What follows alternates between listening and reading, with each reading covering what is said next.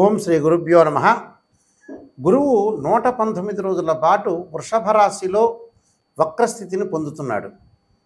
గురువు వృషభ రాశిలో అక్టోబర్ 9వ తారీఖున మధ్యాహ్నం 2 గంటల 40 నిమిషాలకి మృగశిర నక్షత్ర 2వ పాద ప్రవేశంతో ప్రారంభమైన గురువు వక్రగతి ఫిబ్రవరి 9వ తారీఖు మధ్యాహ్నం 12 గంటల 40 నిమిషాల వరకు ఈ వక్ర స్థితి అనేది పొందుతున్నాడు. ఆ తర్వాత ఫార్వర్డ్ మోషన్ పొందుతున్నాడు, రుజుమార్గంలోకి వెళ్ళిపోతాడు. అంటే అక్టోబర్ 9వ తారీఖు నుంచి మనకి 2025 ఫిబ్రవరి 9వ తారీఖు వరకు కూడా 119 రోజుల పాటు వక్రస్థితిలో ఉంటున్నాడు. అంటే వృషభ రాశిలో సహజంగా 40 డిగ్రీల వెనక్కి వెళుతున్నాడని అర్థం. ఈ వక్రగతిలో పొందటం వల్ల గురువు ధనకారకుడు, సంతానకారకుడు, భాగ్యకారకుడు, లాభకారకుడు. ప్రతి రాశి నుంచి మనం చూసుకునేటట్లయితే 2, 5, 7, 9, 11 స్థానాల్లో గురువు మంచివాడని, సుఫలితాన్ని ఇస్తాడని, మిగతా స్థానంలో అశుఫలితాలు ఇస్తాడని మన గోచారం అనేది తెలుపుతుంది. ఈ గోచార విధంగా ఈ వక్రగతి, గురువు యొక్క వక్రగతి ద్వాదశ రాశుల మీద ప్రభావం ఏ విధంగా ఉందో ఒక్కసారి మనం పరిశీలన చేద్దాం. కర్కాటక రాశి వాళ్ళకి గురువు వక్రస్థితిలోని మనం చూసుకునేటట్టయితే సహజంగా వాళ్ళకి కొన్ని మంచి చెడు లాభాలు, మిశ్రమైన ఫలితాలు బాగా ఎక్కువగా ఉన్నాయి. ఈ మిశ్రమైన ఫలితాల్లో మనం చూసుకునేటట్టయితే కొన్ని శుభ అశుభ మిశ్రమాలు అంటారు. అంటే శుభ అశుభ మిశ్రాలు అంటే మంచి చెడుల యొక్క ఎక్కువగా ఉంటుంది. అంటే వృత్తి ఉద్యోగాల్లో అనుకూలంగా ఉంటుంది. ఉద్యోగం చేసేవాళ్ళు కానీ, వ్యాపారం చేసేవాళ్ళు కానీ, తనతో పాటు ఉన్న కొలీగ్స్ కానీ, కింద ఉండే అసిస్టెంట్స్ కానీ వాళ్ళతో మటు కొంత జాగ్రత్తగా ఉండాలి. దానికి కారణాలు కొన్ని ఉంటాయి. అంటే గురువు వక్రస్థితిలో పొందటమే మెయిన్ రీజన్. అది మెయిన్ రీజన్ అంటే ఏమిటి? ఇక్కడ లాభస్థానంలో గురువు ఉన్నాడు, అది వక్రస్థితి చేరింది. లాభస్థానంలో గురువు వక్రస్థితిలో చేరటం వల్ల వృత్తి ఉద్యోగాల యందు సమస్యలు రాకుండా కాపాడుకోవాలి. దాయాదుల యొక్క ఆస్తి విషయాల్లో చిన్న చిన్న గొడవలు, తగాదలు రాకుండా చూసుకోవాలి. ప్రయాణాల యందు ధనం ఖర్చు చేసుకోకూడదు. ఎంతవరకు ఖర్చు పెట్టుకోవాలో మితభాషగా ఉండాలి, మితంగా ఉండాలి. మితభాష అంటే గ్రాస్పింగ్ పవర్ ఎక్కువగా ఉందని మనం మాట్లాడకూడదు, కొంత జాగ్రత్త ఉండాలి. ఆరోగ్యరీత్యా కొంత భయం కలుగుతుంది, కానీ ఆరోగ్యరీత్యా ఎలాంటి ఇబ్బందులకరమైన వాతావరణం ఉండదు. అలానే జాయింట్ వ్యాపారంతో కొంత సమస్యలు పెరుగుతాయి.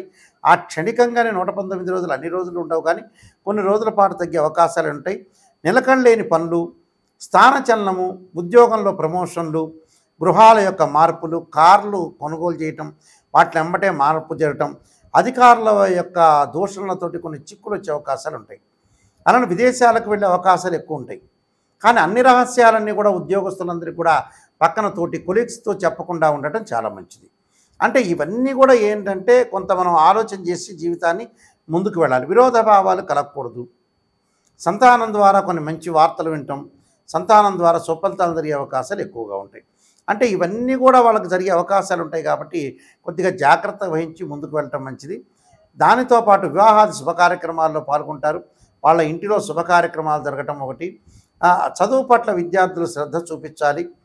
అలానే స్త్రీలకు వచ్చే నూతన ఆలోచనలతో పాటు గతంలో ఏదైతే చదువు ఉందో, వ్యాపారం ఉందో, ఉద్యోగం అవన్నీ కూడా మళ్ళీ ప్రారంభం చేసే అవకాశాలు ఎక్కువ ఉంటాయి.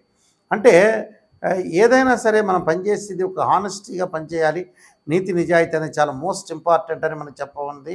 అలానే వైఫ్ అండ్ హస్బెండ్ రిలేషన్లో కూడా భార్యాభర్తల మధ్య విభేదాలు లేకుండా, difference of opinions wife and husband లేకుండా కొద్దిగా కేర్గా ఉండి ముందుకు వెళ్ళాలి. అంటే డిస్ప్యూట్స్ అనేవి ఉండకూడదు. బ్రదర్స్ అండ్ సిస్టర్స్తో కూడా ఒక బాండింగ్గా ఉండి, బంధం అనేది చాలా ఇంపార్టెంట్ కాబట్టి ఎక్కడ కూడా మీరు ఆలోచన చేయకుండా చాలా జాగ్రత్త, అన్యోన్యంగా ఉండి ముందుకు వెళ్ళాలి. అది అన్నదమ్ముల మధ్యలో అనుకోవచ్చు, తర్వాత మన ఫ్రెండ్స్ అనుకోవచ్చు, మిత్రులు అనుకోవచ్చు, దాయాదులు అనుకోవచ్చు. ప్రతి ఒక్క వాళ్ళ విషయంలో కూడా కొంత మ్యూచువల్ అండర్స్టాండింగ్, అంటే స్నేహపూర్వకమైన వాతావరణంతో ముందు వెళ్ళాలి. కంపెనీ త్రూనే మీరు విదేశాలకు వెళ్ళే అవకాశాలు ఎక్కువగా ఉంటాయి. అలానే విద్యార్థులకు కూడా మంచి విశ్వవిద్యాలయంలో కొద్దిగా కష్టపడితే మంచి విశ్వవిద్యాలయంలో సీట్ వచ్చే అవకాశం కూడా ఖచ్చితంగా ఉంటుంది. నేను చెప్పిన పరిహారాలు చేసుకోండి, మీకు మంచి జరిగే అవకాశాలు ఖచ్చితంగా ఉంటాయి. ఈ ద్వాదశ రాశుల వాళ్ళందరికీ కూడా మనకి గురువు వక్రస్థితిలో ఉండటం వల్ల కొంతమందికి మంచి చెడు రెండూ జరుగుతుంటాయి. అంటే శుభ అశుభ మిశ్రమాలు జరుగుతుంటాయి. ఇక్కడ సహజంగా గురువు సంతానకారకుడు, కుటుంబకారకుడు, భాగ్య లాభాధిపతుల కారకుడు గురువు. గురువు వల్ల ధనం కలుగుతుంది, సంతానం కలుగుతుంది, లాభం కలుగుతుంది. ఉద్యోగ ప్రయత్నాలు కానీ, విద్య యందు కానీ, వ్యాపార ప్రయత్నాలు కానీ ఇవన్నీ కూడా సఫలీకృతం కావటానికి, మరి శీఘ్రంగా సంతానం కలగటానికి, వివాహం కావటానికి కూడా గోచారీత్యా గురువు కారణభూతుడవుతున్నాడు. గురువు యొక్క అనుకూలత ఉంటే మన జీవితంలో మనం అన్నీ కూడా సాధించే అవకాశాలు బాగా ఎక్కువ ఉంటాయి. కాబట్టి గురువు యొక్క అనుకూలత సాధించాలంటే ఏంటి, మనకి గురువు బలం ఉండాలి అని అంటారు. ప్రతిదానికి కూడా గురుబలం ఉంటే మనం అన్నీ కూడా విజయం సాధించగలుగుతామని మనకి శాస్త్రంలో చెప్పబడింది. అంటే మిగతా గ్రహాల యొక్క కారకత్వం వేరుగా ఉంటుంది, గురువు యొక్క కారకత్వం వేరుగా ఉంటుంది. అంటే నవగ్రహాల్లో అతిపెద్ద గ్రహము, నవగ్రహాలు అంతా కూడా మేలు చేసే శుభమైన గ్రహం ఏమిటంటే గురువు. మన సహజంగా బుధ గురు శుక్రులు అనుకుంటాం. అలానే గురువు చాలా మేలు చేస్తుంటుంది. అంటే ఒక సంతానాన్ని ఇవ్వటం కానీ, వివాహం చేయటం కానీ ఇలాంటివన్నిటి కూడా కారణం. అందువల్లే మన గోచారీత్యా కానీ, జాతకరీత్యా కానీ గురుబలం ఉండాలి అని అంటారు. గురువు కేంద్రాల్లో ఉంటే చాలా మంచిది. 1, 4, 7, 10 స్థానాల్లో మనకి జన్మలగ్నం నుంచి మనం చూస్తే గురువు మంచివాడు అని అనుకుంటాం. అలానే గోచారీత్యా కూడా గురువు బాగుండాలిగా. గురువు బాగుంటేనే మన జీవితం లైఫ్ అనేది ఒక టర్నింగ్ పాయింట్ అనేది తిరిగే అవకాశం ఉంటుంది. కాబట్టి తప్పకుండా గురువు యొక్క అనుగ్రహాన్ని మనం పొందాలంటే మనం ఎలాంటి పరిహారాలు చేసుకోవాలి నిజంగా అంటే, గురువు యొక్క మంత్రాన్ని మనం చదువుకోవాలి ప్రతిరోజు కూడా. అంటే ప్రతిరోజు చదువుకోవాలన్న గురువుగారు అంటే గురువారం రోజున గురుహోరలో కానీ, ప్రదోషకాల సాయంకాలం పూట కానీ చదువుకోవటం వల్ల చాలా మంచి జరిగే అవకాశాలు ఎక్కువగా ఉంటాయి. దేవానాంచ ఋషీనాంచ గురుకాంచన సన్నిభం బుద్ధిమతం త్రిలోకేశం తమ నమామిం బృహస్పతి అనే మంత్రాన్ని, దత్తాత్రేయ స్వామి యొక్క స్తోత్రాన్ని, దత్త కవచాన్ని చదువుకోవాలి. ధనపరంగా ఇబ్బందులు పడుతున్న వ్యక్తులు కుబేర మంత్రాన్ని చదువుకోవడం చాలా మంచిది 119 రోజుల పాటు కూడా. అది ఏ మంత్రం అంటే, యక్షాయ కుబేరాయ వైశ్రవణాయ ధనధాన్యాధిపతే ధనం ధాన్యం సమృద్ధిమే దేహిమే దాపై స్వాహ అనే మంత్రాన్ని చదువుకోవటం ఒకటి. అలానే విద్యార్థులకు విద్య ఎందు కాన్సన్ట్రేషన్ లేకపోతే దక్షిణామూర్తి స్తోత్ర పారాయణం చేయటం ఒకటి. అలానే శనగలు దానం చేయటం అదొకటి చేయాలి. అలానే శనగలు మనం ఏదైతే గుగ్గిళ్ళలాగా తయారు చేసి ఏ దేవాలయంలో సరే ప్రధాన అర్చకులకు ఇచ్చి వాళ్ళని భక్తులకు పంచమని చెప్పాలి. అప్పుడు గురువు యొక్క దోషం అనేది పోతుంది.